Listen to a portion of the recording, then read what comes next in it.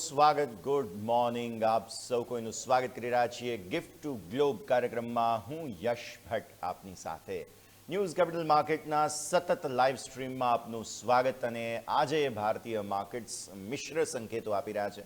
કયા પ્રકારની ઓપનિંગ થશે તે તમામ મુદ્દાઓ સમજીશું, પણ શરૂઆત હેડલાઇન્સની સાથે કરીશું. ભારતીય માર્કેટ્સ માટે આજે મામૂલી સારા મજબૂતીના સંકેત. એફઆઈઆઈની કેશમાં ખરીદદારી, નિક્કઈમાં તેજી સાથે કારોબાર. અમેરિકન માર્કેટ્સ બંધ રહ્યા.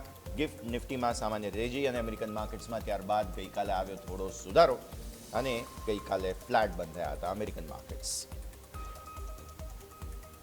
અમેરિકા ઈરાન તણાવ ઘટતા ક્રૂડમાં ઘટાડો. બ્રેન્ટ ક્રૂડ $68 નીચે. જો કે સોના ચાંદીમાં ઘટાડો. સોનું ફરી $4,900 આસપાસ. ચાંદીમાં પણ 5% ઘટાડા બાદ $72 આસપાસ કારોબાર. હિન્દાલ્કો, વેદાંતા, ટાટા સ્ટીલ ફોકસમાં. સ્ટીલ અને એલ્યુમિનિયમના ટેરિફ પર રાહતનો વિચાર કરી રહ્યું છે ટ્રમ્પ તંત્ર. અમેરિકામાં હાલમાં સ્ટીલ પર 50% ડ્યુટી. મુંબઈમાં પીએમ મોદી અને ફ્રાન્સના રાષ્ટ્રપતિ ઇમેન્યુઅલ મેક્રોન વચ્ચે થઈ મુલાકાત. બંને ટાટા એરબસ H125 એસેમ્બલી લાઇનનું કર્યું ઉદ્ઘાટન. મેક્રોન આજે એઆઈ સમિટમાં ભાગ લેશે. અદાણી ગ્રુપ એઆઈ માટે 9 લાખ કરોડ રૂપિયાનું કરશે રોકાણ. ડેટા સેન્ટરનું સંચાલન રિન્યુએબલ એનર્જીથી કરાશે. 2035 સુધી કરાશે 9 લાખ કરોડનું રોકાણ.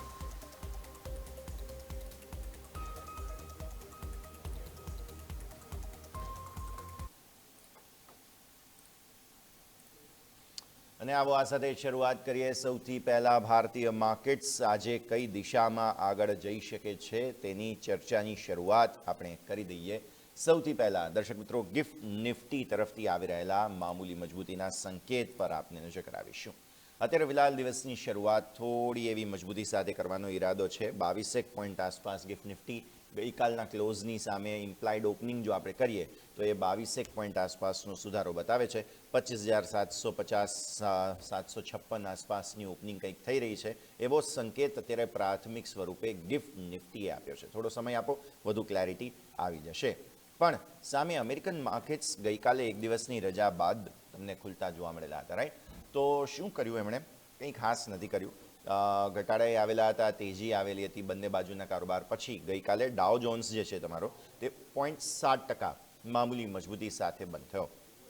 આ તરફ S&P 500 પર નજર કરો તો 0.10%ની મજબૂતી સાથે બંધ થયા અને નાસ્ડેક તમારો 0.14%ની મજબૂતી સાથે બંધ થયો. આઈટી સ્ટોક્સમાં પણ થોડી ખરીદદારી આવી, જેના કારણે આ પરિસ્થિતિ બની. આ તરફ તમે નજર કરો, જો ખાસ ડાઉ ફ્યુચર્સનો સંકેત હું તમને અત્યારે બતાવું તો તે થોડો ઘટાડો 41 પોઈન્ટ આસપાસનો ઘટાડો બતાવે છે. એટલે નહીં નફો નહીં નુકસાનની સ્થિતિમાં આવી ગયા.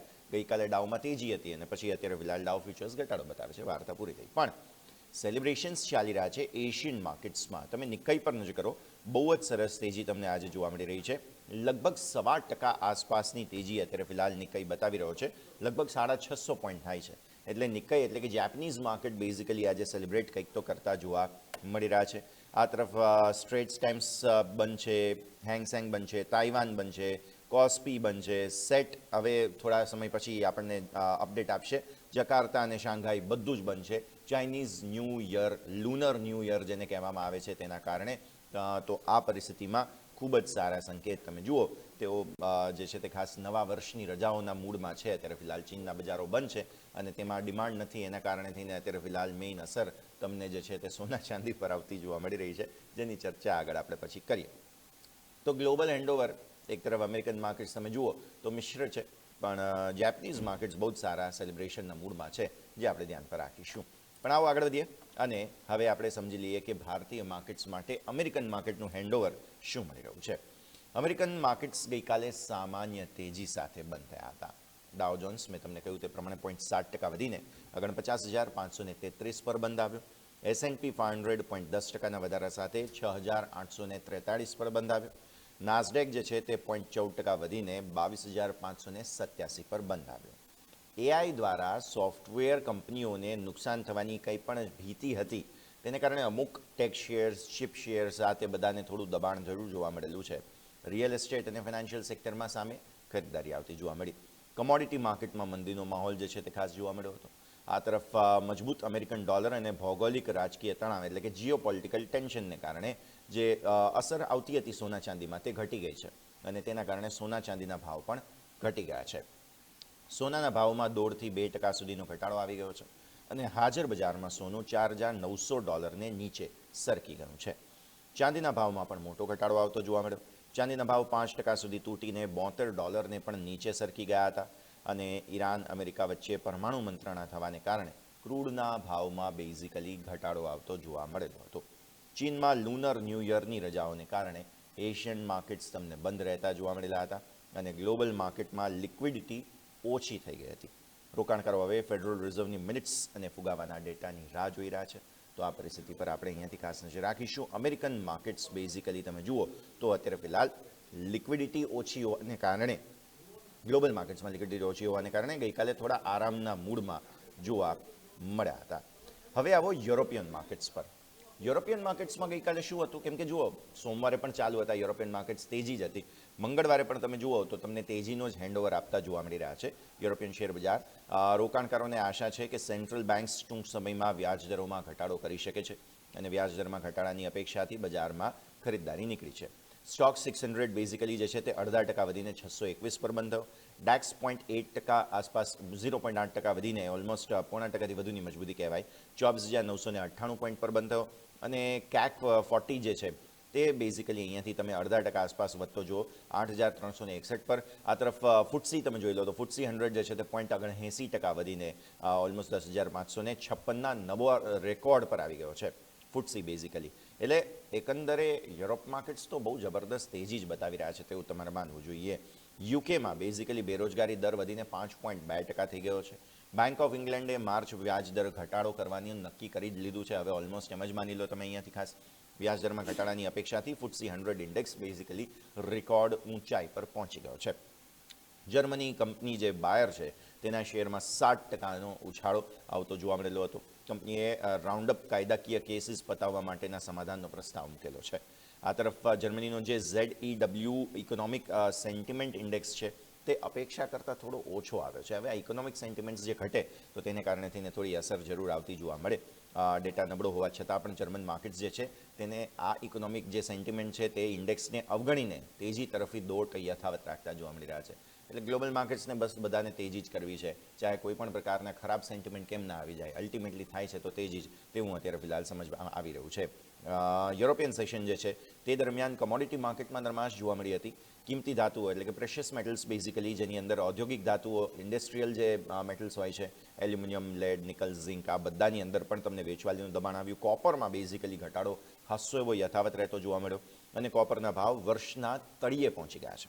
આ તરફ કોપરના સ્ટોકમાં વધારો થવાને કારણે થઈને ભાવ પર દબાણ આવતું જોવા મળ્યું અને બેન્કિંગ અને હેલ્થકેર સેક્ટરે તેજીની આગેવાની લઈ લીધી. કોમોડિટી માર્કેટમાં મંદીનો માહોલ જે છે તે હજુ પણ યથાવત યુરોપિયન માર્કેટ્સમાં પણ હતો અને ગઈકાલે સારે તમે જુઓ તો અમેરિકન માર્કેટ્સમાં પણ, અને અત્યારે પણ સવારે જુઓ તો કંઈ સારા સંકેત નથી. સોનું $4,905 આસપાસ છે અને ચાંદી કંઈક $73-74 આસપાસ સંકેત આપી રહ્યું છે. હવે આવો એનવીડિયા અને મેટા, આ બે વચ્ચે બહુ મોટા કરારના સમાચારો સામે આવી રહ્યા છે.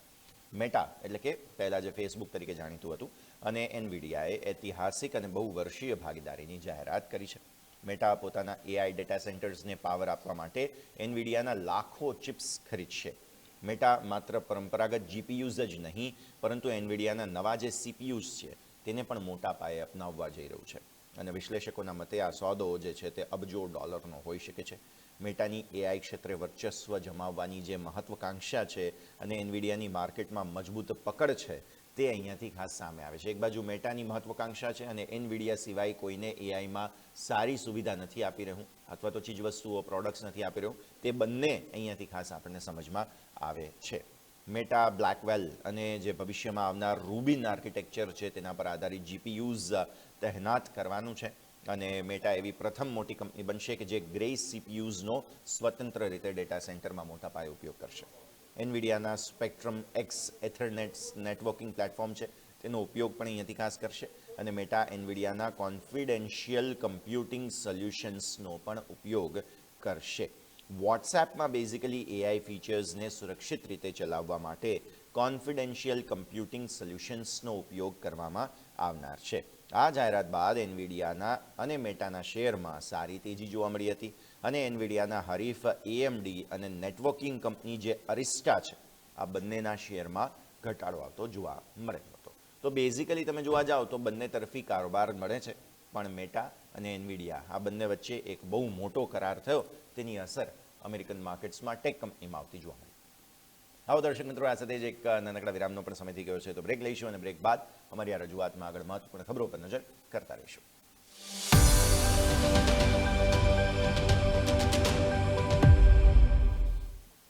બ્રેક બાદ આપનું સ્વાગત છે દર્શક મિત્રો. આપણે હવે સમજવાની કોશિશ કરી રહ્યા છીએ ગ્લોબલ માર્કેટ્સના સંકેતને. ગિફ્ટ નિફ્ટી અત્યારે તો ફિલહાલ એક રિલેક્સ્ડ જ સંકેત આપી રહ્યું છે, એટલે તમને સંકેત જોવા મળે છે જે 19-20 પોઈન્ટ્સ આસપાસની મજબૂતીના સંકેત બનતા જોવા મળી રહ્યા છે, જેને તમારે ધ્યાન પર રાખવાના રહેશે. પણ આવો આગળ વધીએ અને હવે અન્ય જે મહત્વપૂર્ણ ખબરો છે, બોર્કશાયર હેથવેના પોર્ટફોલિયોમાં જે પરિવર્તન થયું છે તે આપને બતાવીશું. બોર્કશાયર હેથવે બેઝિકલી જે ખાસ કહી શકાય કે વોરન બફેટ સાહેબે કહી શકાય કે નિવૃત્તિ લીધી તે બાદનું આ સૌથી મોટું પરિવર્તન કર્યું છે. વોરન બફેની કંપની છે બોર્કશાયર હેથવે. મોટા અને આશ્ચર્યજનક પરિવર્તનો કર્યા. કંપનીએ ઈ કોમર્સ દિગ્ગજ એમેઝોનમાં હિસ્સામાં હેવી ઘટાડો કર્યો છે અને પાછલા 9 દિવસથી એમેઝોનનો શેર સતત ઘટી પણ રહ્યો હતો. ગઈકાલે ફાઇનલી એ ઘટાડામાંથી થોડી તેજી આવી, પણ એમેઝોનમાં બહુ મોટો પ્રોફિટ બુક કર્યો એમણે. અને સામે બીજી તરફ મીડિયા કંપની ધ ન્યૂયોર્ક ટાઈમ્સમાં નવું રોકાણ કરીને બજારને ચોંકાવી દીધું. હવે મીડિયા કંપનીમાં રોકાણ આટલું મોટું વધારવામાં આવે એ પણ બફે સાહેબની કંપની દ્વારા, તેને લઈને લોકોમાં એક સરપ્રાઇઝ આવી છે. 2020 પછી અખબાર કે મીડિયા ક્ષેત્રમાં બફે સાહેબનું આ પહેલું મોટું રોકાણ છે. આમ જોવા જાવ તો બફે સાહેબનું રોકાણ કહેવાય પણ નહીં, કારણ કે બફે સાહેબ હવે સ્ટેપ ડાઉન થઈ ચૂક્યા છે. તેમ છતાં પણ એપલ અને બેંક ઓફ અમેરિકા જેવી મોટી કંપનીઓમાં પણ તેમણે એટલે કે બોર્કશાયર હેથવે બેઝિકલી પોતાનું રોકાણ થોડું ઘટાડ્યું છે. બોર્કશાયર હેથવે ધ ન્યૂયોર્ક ટાઈમ્સ કંપનીને આશરે 5.1 મિલિયન શેર્સ જે છે તે ખરીદ્યા હતા. ધ ન્યૂયોર્ક ટાઈમ્સ કંપનીના શેરની કિંમત લગભગ $352 મિલિયન થાય છે. ત્યારે બફે સાહેબના કંપની દ્વારા એમેઝોનમાં તેમના હિસ્સામાં લગભગ 77% જેટલો મોટો પરિવર્તન કરવામાં આવ્યું. આ બહુ મોટું પરિવર્તન કહેવાય. ટોટલ હોલ્ડિંગના 77% શેર વેચી દીધા.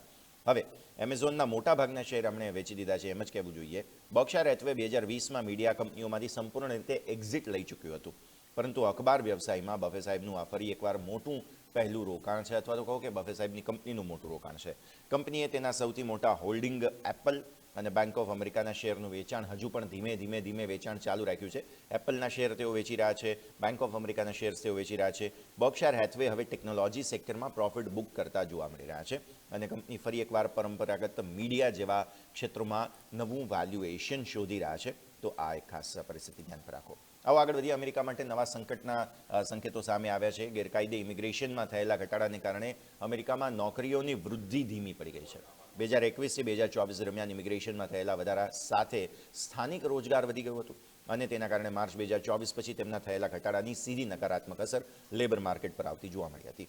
આ અસર ખાસ કરીને તમે જોવા જાઓ તો એવા ક્ષેત્રોમાં વધુ છે કે જ્યાં પરપ્રાંતીય કામદારો પર નોકરીઓ આધાર રાખતી હોય. સ્થાનિક રોજગારનો વૃદ્ધિ દર અને બિનસત્તાવાર ઇમિગ્રન્ટ્સના પ્રવાહ વચ્ચે સીધો સંબંધ છે તેવું અહીંયા સામે આવે છે. ઇમિગ્રેશન વધ્યું ત્યારે રોજગાર વધ્યો અને જ્યારે ઇમિગ્રેશન ઘટ્યું ત્યારે રોજગાર પણ ઘટતો જોવા મળ્યો હતો. આવી પરિસ્થિતિમાં આ ઘટાડાની સૌથી ગંભીર અસર કન્સ્ટ્રક્શન એટલે કે બાંધકામ અને ઉત્પાદન એટલે કે મેન્યુફેક્ચરિંગ સેક્ટરને પડવાની છે. આવી સ્થિતિમાં 2024માં અમેરિકામાં 14.59 લાખ નવી નોકરીઓ ઉમેરાઈ હતી. આ ઘટાડાની સૌથી ગંભીર અસર ત્યાં હવે આવતી જોવા મળી. 2025માં માત્ર 1.81 લાખ નવી નોકરીઓ ઉમેરાઈ, જે મંદીનો સંકેત એટલે કે રિસેશનનો સંકેત આપે છે.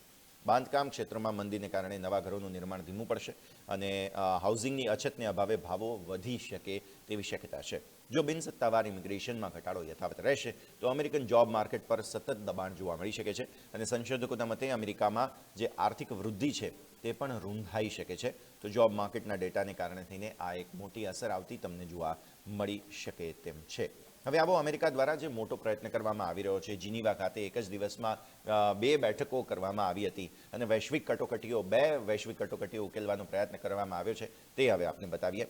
ડોનાલ્ડ ટ્રમ્પના 2 મુખ્ય રાજદૂત સ્ટીવ વિટકોફ અને જેરેડ કુશનર, તેમના બંને દ્વારા સાયમલ્ટેનિયસલી જીનેવામાં એક પ્રયત્ન કરવામાં આવ્યો. એક બાજુ જે છે તે આ રાજદૂતો છે તે એક બાજુ રશિયા યુક્રેન યુદ્ધ ઉકેલવાનો પ્રયત્ન કરતા જોવા મળ્યા અને બીજી તરફ આ રાજદૂતો જે છે તે ઈરાન સાથે પણ પરમાણુ કાર્યક્રમને લઈને ચર્ચા કરતા જોવા મળ્યા. વિદેશ નીતિના નિષ્ણાંતો અને ટીકાકારોએ આ બંને બાબતે શંકા વ્યક્ત કરી છે અને કહ્યું કે આટલા ગંભીર અને જટિલ 2 મુદ્દાઓને એક સાથે ઉકેલવાને લઈને આ જે પ્રયત્ન છે અમેરિકાનો, તેને લઈને શંકા કુશંકા અત્યારે ફિલહાલ જોવા મળી રહી છે. પૂરતા અનુભવ વિના સફળતાપૂર્વક ઉકેલને લઈને પણ શંકાઓ છે અને આ પ્રકારની શટલ ડિપ્લોમસીની અસરકારકતા કેટલી રહેશે તેને લઈને પણ પ્રશ્નો ઊભા થયા છે. અમેરિકન દૂતોએ બેઝિકલી એક જ દિવસમાં 2 અલગ અલગ મોરચે વાતચીત કરી હતી અને સવારે ઈરાન સાથે પરમાણુ મંત્રણા કરી, બપોરે રશિયા યુક્રેન સાથે વાટાઘાટો કર્યો. અમેરિકાએ ઈરાની અધિકારીઓ સાથે સીધી રીતે વાત તો ન કરી, પરંતુ ઓમાનની મધ્યસ્થી દ્વારા પરોક્ષ રીતે સંદેશાની આપ-લે કરી. આ તરફ અમેરિકાના પ્રયત્નથી મધ્ય પૂર્વમાં યુદ્ધનું જોખમ થોડું ઘટાડી જરૂર શકાય, પરંતુ યુક્રેન અને રશિયા વચ્ચેની બેઠકમાં ટ્રમ્પ પ્રશાસન દ્વારા યુક્રેન પર દબાણ લાવવામાં આવ્યું છે અને યુક્રેન પર યુદ્ધ સમાપ્ત કરવા અને રશિયાની શરતો માની લેવા માટે થઈને દબાણ કરવામાં આવી રહ્યું છે. નિષ્ણાતો માની રહ્યા છે કે કોઈ નક્કર પરિણામ મળવાની શક્યતા અત્યારે તો ફિલહાલ ઓછી છે, કેમ કે આ શટલ ડિપ્લોમસી કંઈ અસરકારક ના હોય, ખાલી આ ફોર્માલિટી કહેવાય. અને નિષ્ણાતો એવું પણ માની રહ્યા છે કે આ પ્રયત્નોથી ગંભીરતા જે હોવી જોઈએ ડિપ્લોમસીની તેમાં ઘટાડો આવી શકે છે. આવો આ તરફ યુએસ અને ઈરાન વચ્ચે જે બેઠક થઈ છે ગઈકાલે તેનું અપડેટ હું આપી દઉં. જીનીવા ખાતે મહત્વપૂર્ણ બેઠક યોજાઈ હતી, જેમાં મુખ્ય એજન્ડા હોર્મુઝ, સ્ટ્રેટ ઓફ હોર્મુઝ જે કહેવામાં આવે છે તે સમુદ્ર ધુનીની સુરક્ષા અને પરમાણુ કરારો જોવા મળ્યા. વિશ્વના ક્રૂડ ઓઇલના વેપાર માટે થઈને આ દરિયાઈ જે ખાસ માર્ગ છે તે ખૂબ જ મહત્વપૂર્ણ છે અને અમેરિકા ખાતરી કરવા માગે છે કે ઈરાન આ માર્ગને બ્લોક ક્યારેય ન કરે. અમેરિકન રાજદ્વારીઓએ ઈરાન સાથેના તણાવ ઘટાડવા માટે ચર્ચા કરી હતી અને વૈશ્વિક ઉર્જા બજારમાં સ્થિરતા જાળવવા માટે પણ પરમાણુ કાર્યક્રમને લઈને ચર્ચા કરવામાં આવી. બંને પક્ષો વચ્ચે હજુ પણ વિશ્વાસનો અભાવ છે અને ઓમાનની મધ્યસ્થીથી આ ચર્ચા થઈ રહી છે. વિશ્વના કુલ ઓઇલ સપ્લાયમાં લગભગ 20% હિસ્સો જે છે તે સ્ટ્રેટ ઓફ હોર્મુઝથી પસાર થાય છે. આવી સ્થિતિમાં જો ઈરાન આ માર્ગ બંધ કરી દે તો ક્રૂડના ભાવ સતત આસમાને પહોંચી જાય એમ છે અને અમેરિકા આ જોખમ ટાળવા માગે છે. આ અર્થતંત્ર, વૈશ્વિક અર્થતંત્રને ફટકો ન બની જાય તે માટેની ચિંતા છે. ત્યારે અમેરિકા ઈરાનના પરમાણુ કાર્યક્રમ પર જ કાપ મૂકી દેવા માગે છે અને બદલામાં ઈરાન પોતાના પર લાદવામાં આવેલા આર્થિક પ્રતિબંધો હટાવવાની માંગ કરી રહ્યું છે. મધ્ય પૂર્વમાં ચાલી રહેલા સંઘર્ષોને કારણે ઈરાન અને અમેરિકા જે છે તેમની બંને વચ્ચે તણાવ અત્યારે ચરમસીમાએ છે અને બેઠકનો કટોકટી નિવારણ તરીકે જે છે તે નિષ્કર્ષ નીકળે તેવું જોવામાં આવી રહ્યું છે. ત્યારે બંને દેશોના વલણને જોતા વિશ્લેષકો માને છે કે કોઈ કાયમી સમાધાન અત્યારે ફિલહાલ તરત જ મળવું મુશ્કેલ છે અને સાથે સાથે વાતચીત શરૂ થવી એ જ એક સકારાત્મક સંકેત જોવો જોઈએ. આવો આગળ વધીએ. હવે જાપાનના ઇકોનોમિક ડેટા સામે આવ્યા છે અને નિકાસમાં અપેક્ષા કરતાં ઘણો સારો વધારો જાપાનમાં જોવા મળ્યો છે. સત્તાવાર આંકડાઓ દર્શાવે છે કે જાન્યુઆરીમાં નિકાસમાં વાર્ષિક ધોરણે 16.8% વધારો જોવા મળ્યો અને નિકાસ વિશ્લેષકોની 12%ની આગાહી કરતાં ઘણી વધારે છે. નિકાસમાં વધારો થતો જોવા મળ્યો, જે 5મા મહિને પણ સતત વૃદ્ધિ દર્શાવે છે. અને હમણાં જ અમુક સમાચારો પણ સામે આવ્યા કે ટ્રમ્પ સાહેબે એક્સક્લુઝિવ ડીલ પણ કરી છે જાપાન સાથે, જે ઇન્વેસ્ટમેન્ટ ડીલ છે, જે ટ્રેડ ડીલ એમની થઈ હતી જાપાન અને અમેરિકા વચ્ચે, તેના ભાગ સ્વરૂપે અમેરિકા જાપાનમાં મોટું રોકાણ કરશે તેવું ટ્રમ્પ સાહેબે જાહેર કર્યું છે. અમેરિકા સાથેના વેપારમાં ટેરિફને કારણે નરમાશ જોવા મળી છે અને એશિયન બજારોમાં ખાસ કરીને ચીનમાં મજબૂત માગને કારણે જાપાનના નિકાસ ક્ષેત્રને મોટો ટેકો મળ્યો. આયાતમાં ઘટાડો થવાને કારણે થઈને દેશની વેપાર ખાધમાં પણ નોંધપાત્ર ઘટાડો જોવા મળ્યો. આયાતમાં ઘટાડો અર્થતંત્ર માટે રાહતના સમાચાર છે અને લુનર ન્યૂ યરના તહેવારો પહેલાં જે ડિમાન્ડ નીકળી હતી તેને કારણે ચીન ખાતેની નિકાસમાં 32%નો જબરદસ્ત ઉછાળો જોવા મળ્યો. અમેરિકા દ્વારા લાદવામાં આવેલા ટેરિફને કારણે યુએસ ખાતેની જે નિકાસ છે તેમાં 5%નો ઘટાડો જોવા મળ્યો. ટ્રેડ વોરની અસર હજુ પણ વર્તાઈ રહી છે, ત્યારે આયાતમાં 2.5%નો ઘટાડો થયો અને 3% વધારાની આગાહી કરવામાં આવેલી હતી. એટલે ઇમ્પોર્ટ ઘટ્યું ને એક્સપોર્ટ વધ્યું, આવું થયું છે. જાપાનના ડેટા પ્રમાણે સામે આવી રહ્યું છે. આવો હવે IMF દ્વારા યેન પર જે સ્પષ્ટતા કરવામાં આવી છે તેની ખબર તમને દર્શાવીશું. IMFએ સ્પષ્ટતા કરી છે કે જાપાનીઝ યેનનું મૂલ્ય બજારના પરિબળો દ્વારા નક્કી કરવામાં આવી રહ્યું છે. સંસ્થા પાસે યેનના કોઈ પણ ચોક્કસ જે કહી શકાય તેવા પ્રકારના સંકેતો તો સામે નથી આવી રહ્યા, પરંતુ IMFના જાપાનના જે મિશનના વડા છે રાહુલ આનંદ, તેમણે જણાવ્યું હતું કે જાપાન એક ઓપન ઇકોનોમી છે અને જાપાન સરકાર જે છે તે ફ્લેક્સિબલ જે ઇન્ટરેસ્ટ રેટ્સ છે તેની નીતિને જાળવી રાખવા માટે પ્રતિબદ્ધ છે. આવી સ્થિતિમાં આ જે ઇન્ટરેસ્ટ રેટ છે તેને બાહ્ય આર્થિક આંચકાઓ સામે રક્ષણ જરૂર આપે છે જાપાનને બેઝિકલી, પરંતુ તાજેતરમાં યેનમાં જોવા મળેલી વધઘટ છતાં પણ IMFએ કોઈ ચોક્કસ લેવલને ધ્યાન પર નથી રાખ્યું, પરંતુ માર્કેટે ઇન્ટરવેન્શન અંગેની અટકળો પર ટિપ્પણી કરવાનો અત્યારે ફિલહાલ ઇનકાર કર્યો છે. યેનની જે કંઈ પણ કિંમતો ચાલી રહી છે તે બજારની માગ અને પુરવઠાના આધારે જ નક્કી થાય છે તેવું IMFએ કહ્યું. IMFએ સ્પષ્ટ કહ્યું છે કે યેન માટે કોઈ સાચું કે યોગ્ય લેવલ અત્યારે ફિલહાલ કાઢવું અશક્ય છે. કોઈ ચોક્કસ ભાવની હિમાયત IMF પણ કરતું નથી, ત્યાં સુધી તેમણે કહી દીધું. એટલે યેન કેવી કમોડિટી થઈ ગઈ, વિચાર કરો કે તેનો શું ભાવ હોવો જોઈએ તે કોઈ નક્કી, ખુદ IMF પણ નક્કી નથી કરી શકી રહ્યું. જાપાનનું ઓપન કેપિટલ એકાઉન્ટ હોવાને કારણે થઈને ચલણની કિંમતમાં ઉતાર ચઢાવ આવવો એ એક સામાન્ય પ્રક્રિયા છે, જે એવું બતાવે છે ક્લિયરલી કે આ જાપાનની ઇકોનોમી કેવા પ્રકારના સ્તરે છે, કેટલી ફ્લેક્સિબલ છે અને ત્યાં ઇન્ટરેસ્ટ રેટ્સ વર્ષોથી આપણે નેગેટિવ પણ જોયેલા હતા. બહુ ઇન્ટરેસ્ટિંગ ડેવલપમેન્ટ્સ જાપાનના ઇકોનોમી અને એમની કરન્સી યેન માટે થતા જોવા મળી રહ્યા છે. આવો આગળ વધીએ. અલીબાબા જે ચાઇનીઝ જાયન્ટ કંપની છે તેઓ નવું એઆઈ ટૂલ લઈને આવ્યા છે, અથવા તો કહો કે જે એઆઈ મોડલ છે સૌથી શક્તિશાળી મોડલ છે. બેઝિકલી ક્વેન 3.5 તેમણે લોન્ચ કર્યું. આ નવું મોડલ માત્ર ચેટબોટ પૂરતું સીમિત નથી, પરંતુ આ મોડલ જટિલ કાર્યો જાતે કરવા માટે પણ સક્ષમ છે. આ મોડલને એજન્ટિક એઆઈ કહેવામાં આવે છે અને અલીબાબાનો દાવો છે કે આ મોડલ તેના પુરોગામી કરતાં 60% સસ્તું છે. આ મોડલ મોટી કામગીરી સંભાળવા માટે 8 ગણું વધુ ઝડપી છે. અલીબાબાનો બાઇટડાન્સ અને ડીપસીક જેવી કંપનીઓ સામે પોતાની પકડ મજબૂત કરવાનો પ્રયાસ છે. આપણે જાણીએ છીએ ડીપસીક આવ્યું ત્યારે બહુ ચર્ચાઓ થયેલી હતી અને બાઇટડાન્સ દ્વારા પણ ઘણી એઆઈ એજન્ટ લાવવામાં આવેલા હતા. ત્યારે ચીનની તીવ્ર પ્રતિસ્પર્ધા એઆઈ માર્કેટમાં મોટા ફેરફારો લાવી શકે તેમ છે અને આ મોડલ અમેરિકન હરીફોને બેઝિકલી ટક્કર આપવા સક્ષમ છે. આ મોડલમાં 397 અબજ પેરામીટર્સ છે. ક્વેન 3.5 હવે 201 જેટલી ભાષાઓ અને બોલીઓને સપોર્ટ કરે છે અને ટેક્સ્ટ ઉપરાંત ઇમેજ અને વિડીયોનું પણ વિશ્લેષણ કરી શકે તેવા પ્રકારની સ્થિતિનું નિર્માણ અહીંયાથી ખાસ થયું છે. ફટાફટ છેલ્લે હું એફઆઈ અને ડીઆઈનો સંકેત તમને આપી દઉં. એફઆઈએસ ગઈકાલે બેઝિકલી ખરીદારી કરીને ગયા છે 995 કરોડ રૂપિયા કેશ, 187 કરોડ ડીઆઈએસે કેશમાં ખરીદારી કરેલી છે અને 694 કરોડના ફ્યુચર્સ, જેમાં 365 કરોડના નિફ્ટી ફ્યુચર્સ અને 456 કરોડના બેંક નિફ્ટી ફ્યુચર્સ એફઆઈએસે ખરીદ્યા છે. આ તરફ તમે ઇન્ડેક્સ ઓપ્શન્સ પર નજર કરો. હેવી ગઈકાલે આપણે એક્સપાયરી હતી એટલે 22,000 કરોડ રૂપિયાની વેચવાલી ઓપ્શન્સમાં થઈ છે. વિક્સ તમારો કંટ્રોલમાં ગઈકાલે 5% છેલ્લે ઘટીને વિક્સ બંધ થયો હતો એટલે ખાસી એવી વોલ્ટિલિટી ઇન્ડેક્સ પણ બંધ ઘટાડા સાથે થઈ છે અને 25,725 આસપાસનો સંકેત તમને જે છે તે અહીંયાથી ખાસ જોવા મળ્યો. 5%ની મજબૂતી ગઈકાલે નિફ્ટીમાં જોવા મળી હતી. અત્યારે પણ થોડી શરૂઆત મજબૂતી સાથે કરવાનો સંકેત બની રહ્યો છે. તો આ સાથે દર્શક મિત્રો ગિફ્ટ ગ્લોબમાં આપણે સમજ્યા કે ભારત માટે સંકેત આમ જોવા જાવ તો એકંદરે સારા છે, મજબૂત બનતા જોવા મળી રહ્યા છે. હવે જોવાનું એ રહેશે કે આ મજબૂતી યથાવત રહે છે કે કેમ. આ સાથે જ આ કાર્યક્રમમાં હાલ બસ આટલું જ. એક વિરામનો સમય અને વિરામ બાદ મારા સહયોગી અજય અને યોમિક લઈને આવી રહ્યા છે ઇન્ટ્રાડે ગેમ. આપ જોતા રહો ન્યૂઝ કેપિટલ માર્કેટ.